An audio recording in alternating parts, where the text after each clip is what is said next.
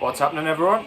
Back with another vinyl update video. I've got another 4 records to show you here, 2 of which were Christmas presents and another couple of record store pickups. After the kind of slight deviation from the last video, the kind of top 10 albums or whatever it was, I figured I would do a few more of those, but I thought I'd get back to kind of normal business. I'm going to try and film this all in one take again because I've been battling with my phone storage for a little while and I don't really know how to resolve it, so I'll see if I can kind of get through this and get this uploaded, and you can let me know what you prefer. If you'd rather I did like broke it up and tried to edit it a bit more, then yeah, just let me know.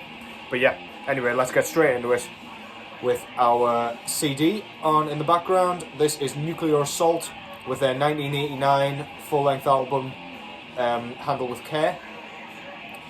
This is your stereotypical kind of 80s thrash metal, done absolutely brilliantly. This is a classic in my eyes and many other people's eyes for a reason.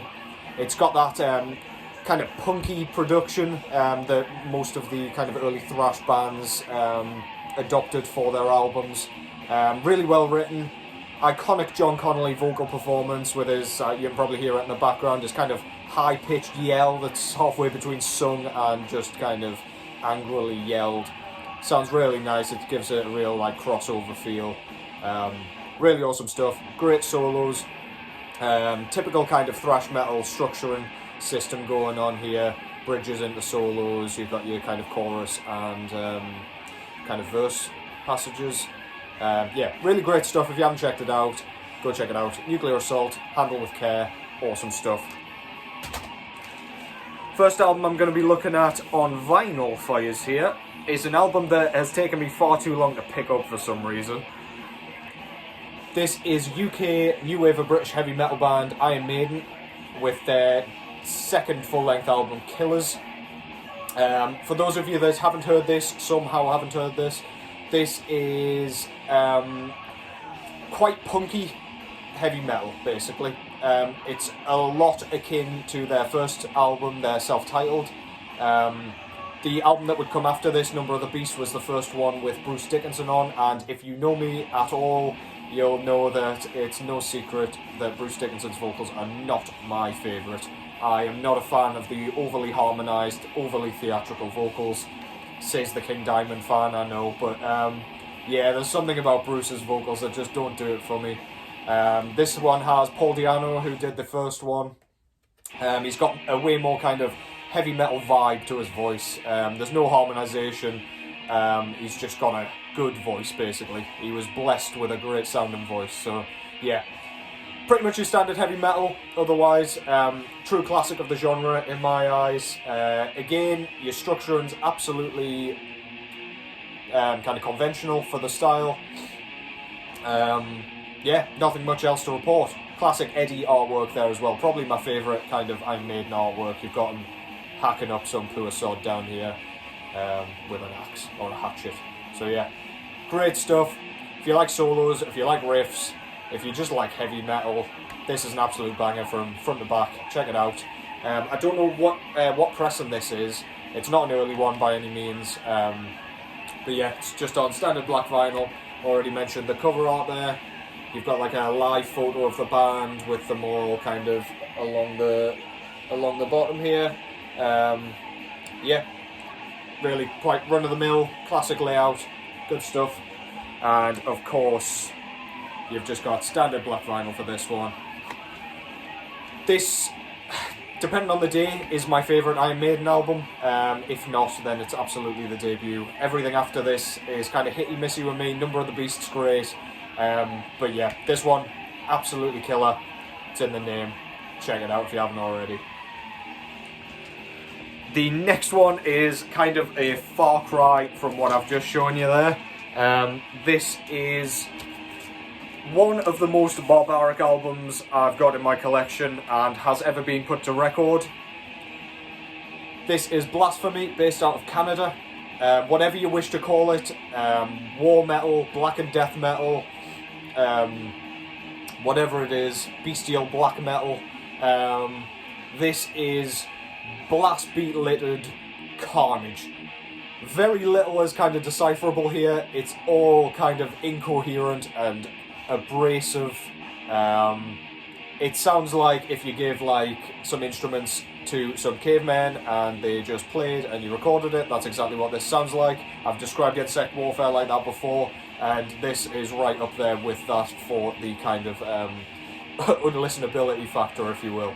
But yeah, there are some absolutely killer riffs on here once you kind of get used to their sort of aggressive, like abrasive style. Super claustrophobic, but once you can start to pick out the kind of riffs and things, few match it, to be honest.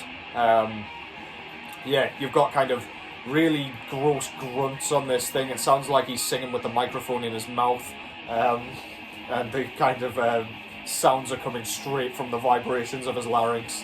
But yeah, I can't even stress to you how kind of primitive this sounds. It's absolutely brilliant.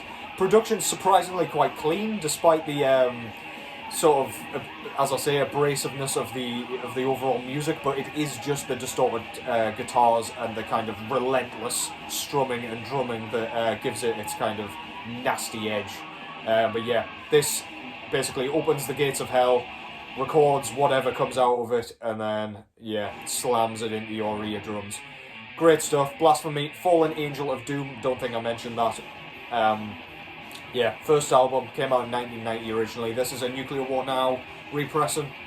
Front cover there, you've got the kind of Satan figure shooting his bow and arrow, the arrow of Satan, I guess, with his pentagram necklace and stuff. Really cool. Love the kind of logo there, it's really kind of old school looking. Got your band photos and track listing on the back with a demon with a upside down cross on it. Really, really cool stuff. And the vinyl itself, this was described as like, I think they called it like a Mexican cactus or something like that. But seeing as though it's kind of Christmas time, I thought I'd go with the more topical shout of Christmas tree with red baubles. How about that?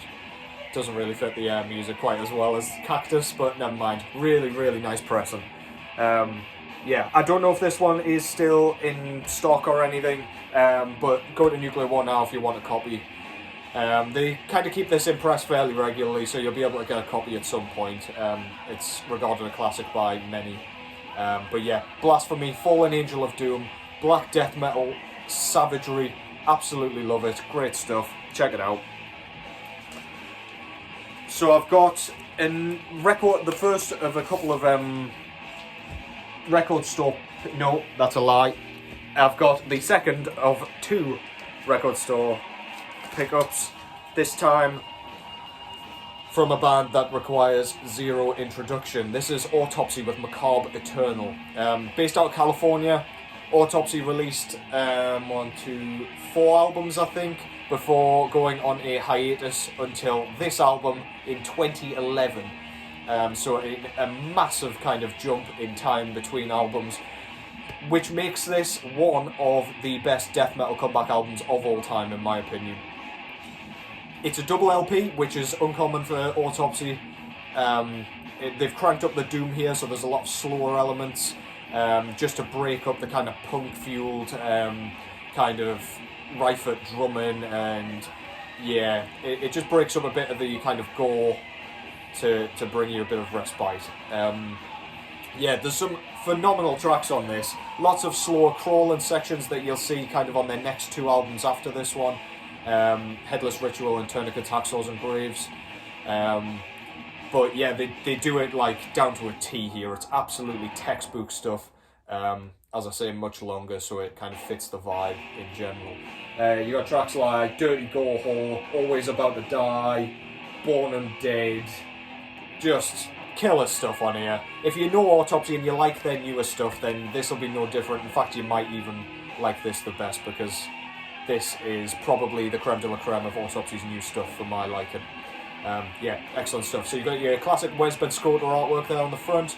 A few zombies carrying a big skull with like corpses down here, and loads more zombies and a statue.